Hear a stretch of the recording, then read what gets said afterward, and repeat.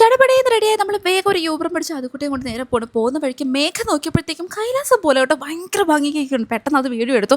അങ്ങനെ നമ്മുടെ സ്ഥലം എത്തി. ഉബൈ താമരയിൽ ചെറിയൊരു ഗെറ്റ് ടുഗദർ ഉണ്ടായിരുന്നു എൻ്റെയും ഫ്രണ്ട്സിനെയും. കുറേ നാൾക്ക് ശേഷം നമ്മൾ കാണുവാണ്. എൻ്റെ സ്കൂളിൽ തൊട്ടുള്ള ഫ്രണ്ട്സ് ആയിരുന്നു. എന്തായാലും നമ്മൾ കുറേ പഴയ വിശേഷങ്ങളും കാര്യങ്ങളൊക്കെ പറഞ്ഞിങ്ങനെ ഇരിക്കുമായിരുന്നു. ആദ്യമാണെന്നുണ്ടെങ്കിൽ നമ്മളുടെ കൂടെ അങ്ങ് സെറ്റായി. സാധാരണ അവനങ്ങനെ ആവാറില്ല, ഭയങ്കര കരച്ചിൽ കൂട്ടണാണ്, അങ്ങനെ അധികമൊന്നും ആരും മിങ്കിളാവാറില്ല. പക്ഷേ എന്തോ ഭാഗ്യത്തിന് ഇപ്രാവശ്യം അങ്ങ് മിങ്കിളായി സെറ്റായി. ഇപ്പം എനിക്ക് ഫുഡൊക്കെ ഭയങ്കര പീസ്ഫുള്ളി കഴിക്കാൻ പറ്റി. കാരണം അവരുടെ കൂടെ അങ്ങ് സെറ്റ്. അത് മാത്രമല്ല, ഇതിൽ ഒരാൾക്ക് മോനുണ്ട്, ഇതേ കണ്ടോ, ലൂയി.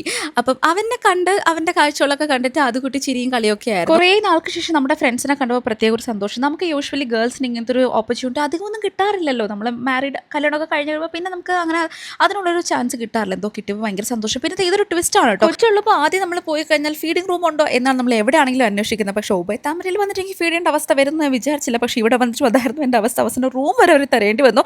അപ്പോൾ എന്തായാലും അത്രയും